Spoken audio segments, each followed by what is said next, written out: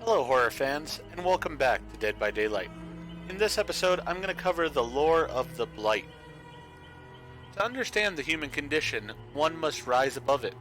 That was the credo of Talbot Grimes, a Scottish chemist, whose unrestrained ambition took him to towering heights.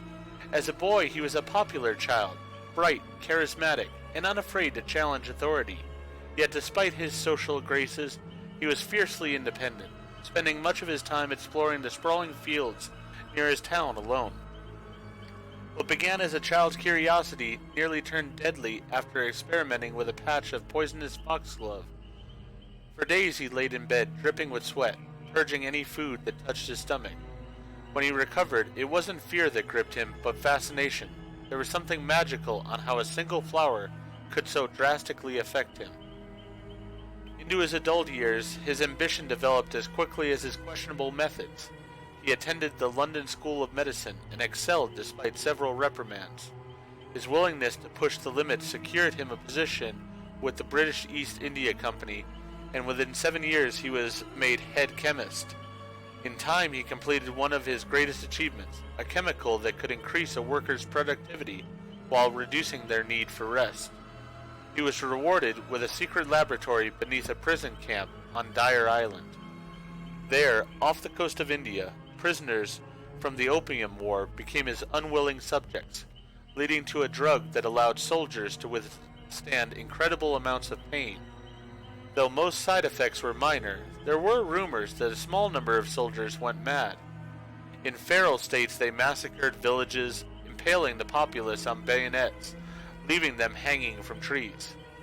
There were no official reports on the subject, and Talbot refused to blame himself for what could only be exaggerated war stories. Though his callous brilliance seemed unflappable, he was ignorant to the enemies his questionable work had amassed. The realization struck him quite literally, with a steel pipe to the back of his head during a trip to Mangalore. He was bound and loaded into a wagon. When his blindfold was removed, a sickly man showed him a mass grave filled with hundreds of bodies. Unbeknownst to Talbot, his productivity-increasing drug had killed nearly an entire factory's worth of workers. He knew he couldn't defend himself against the anger and accusations of his abductor. All he could do was curl up as the blows from the steel pipe rained down. His body was thrown into the grave and left for dead.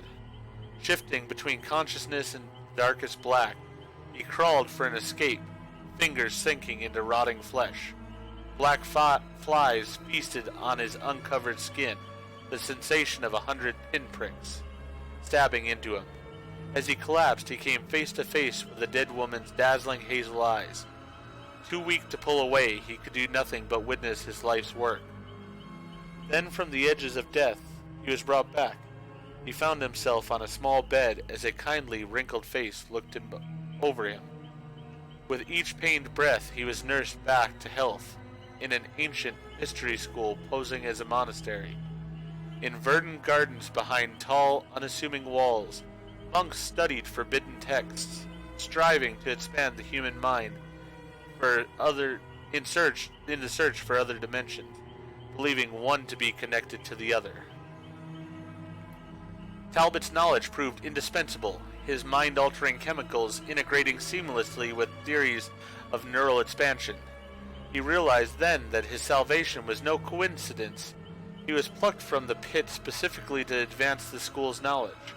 He agreed to help until his recovery was complete, being tasked with researching what the monks called the soul chemical, a compound derived from the pineal gland that could open the mind's eye.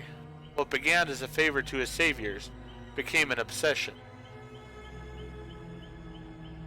Poring over the school's archives of lost texts, he uncovered scientific formulas that confirmed previously unthinkable ideas. He dreamt of ushering humankind into a new period of enlightenment. Perhaps then the nightmares of hundreds of dead factory workers and those two hazel eyes would fade from his mind. As he came closer to a breakthrough, the demeanor of the monks shifted. The gentle smiles they offered were paired with uneasy eyes that quickly darted away when spotted. The polite conversation he was once privy to turned to hushed murmurs.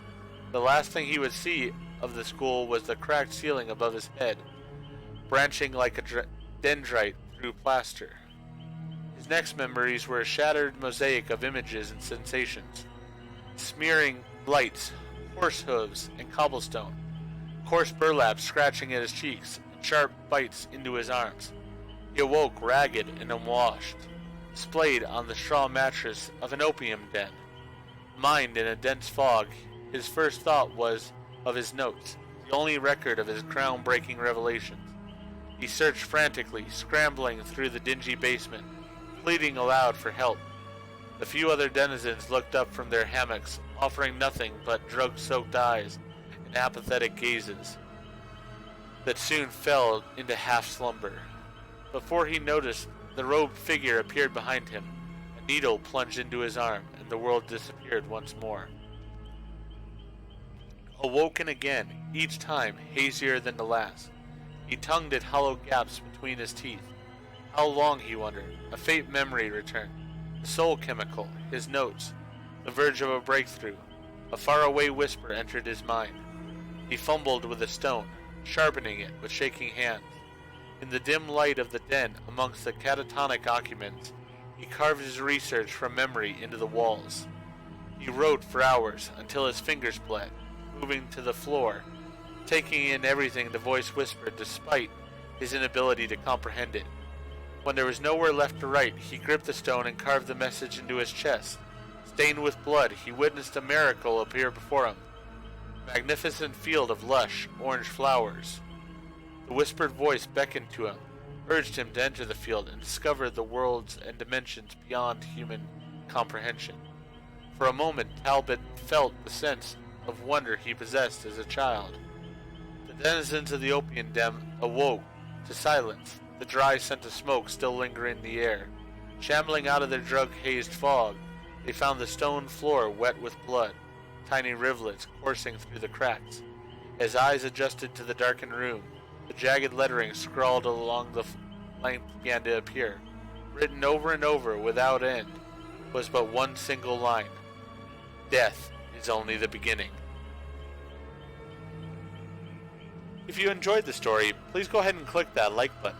And if you've not already, please subscribe to the channel, click the bell icon, so that you're aware when I produce new videos in the future. Thank you, and I hope to see you all again in the fog.